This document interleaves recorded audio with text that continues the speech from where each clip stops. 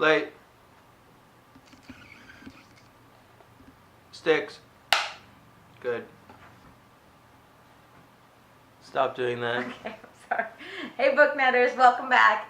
This time I'm just going to kind of talk about a couple books that I've read recently that maybe you guys would like. Alright, so not that long ago I read Throne of Glass by Maas. This book I also found online, had a really big online following, so I decided to go for it. The second one just came out, so that's kind of why I think I was hearing about it so much. And Throne of Glass is really fun. It's kind of a almost, it's a little Game of Thrones-ish, definitely a kingdom, fantasy, you know, Knights of the Round Table kind of vibe to it. So this book is about our young character called Selena, and she is the world's, or the kingdom's, most deadliest assassin. And she's been captured and she's in these salt mines and she's being put to work as a slave.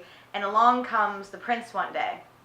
Kind of fantasy, fairy tale kind of story, except for that, like, she's actually killed people and that's like her job. But anyway, the king comes along and decides to host a game and wants basically the kingdom's most ruthless assassins and warriors and all those kind of criminals to compete in a game, and whoever wins will be his personal champion, basically his own assassin.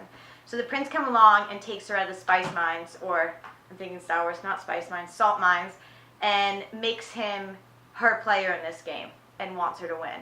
And everybody knows of the world's most deadly assassin. They know of her. They don't know her name. They don't know that she's a she. So she goes under a fake name the whole time.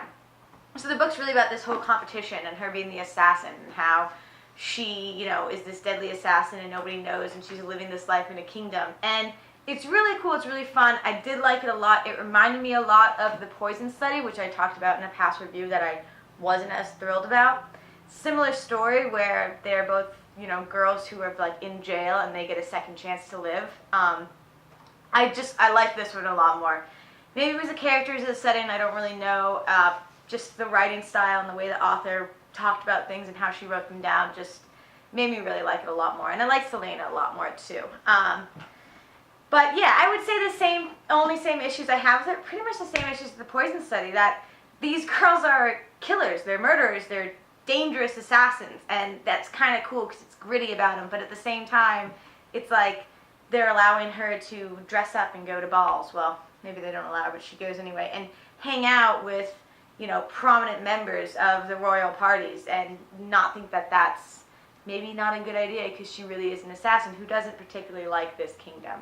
But if you like Game of Thrones, but you want a little bit more of a fantasy edge, or you want a little bit more maybe magic, or even just almost like Game of Thrones but for young adults, like a YA Game of Thrones, I would definitely check out this one then, because that's what it reminded me the most. The cover says Hunger Games. I got way more Game of Thrones vibes.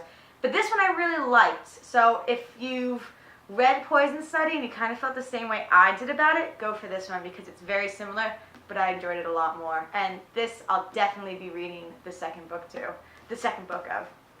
So just real quick, the other ones were The Specular Now, that maybe you've heard about. It's an indie film that just came out, and it won a lot of awards actually, and this is the book it's based on.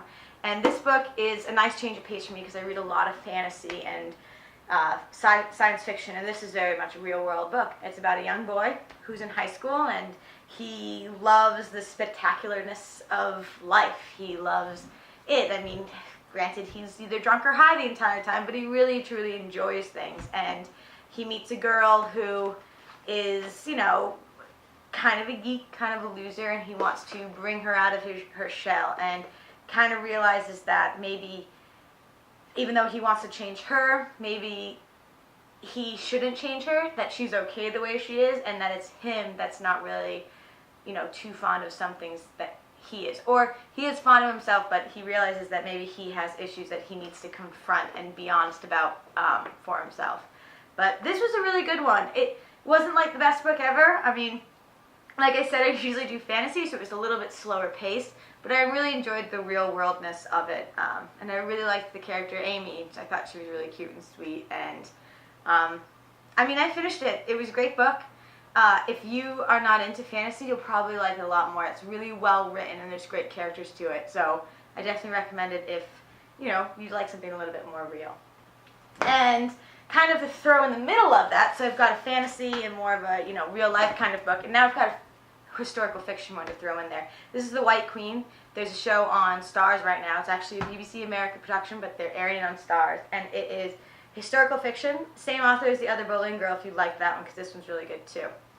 This one takes place during the War of Roses, so it's the two cousins' families, and they basically are battling for the throne, and it is told by one of the wives and of the king that comes to be, and basically it's a very tumultuous time. He's a king, but then there's other enemies, and then they capture him, then is he still king, and then, you know, he's got family members who don't want him, and all the really good stuff about royals. It's kind of crazy because back in the day, it's like, how did they ever get anything done when all they're doing is just fighting each other for the throne?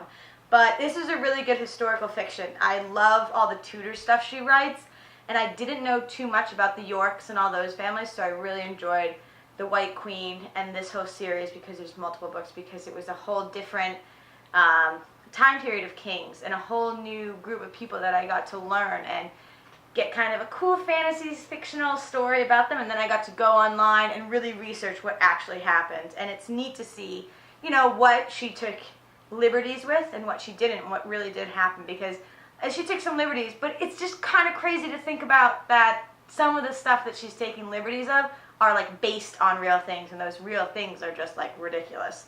So check out The White Queen too. So I got a fantasy, just a regular fiction, and historical fiction. So read them all and tell me which one you like more. Alright, thanks.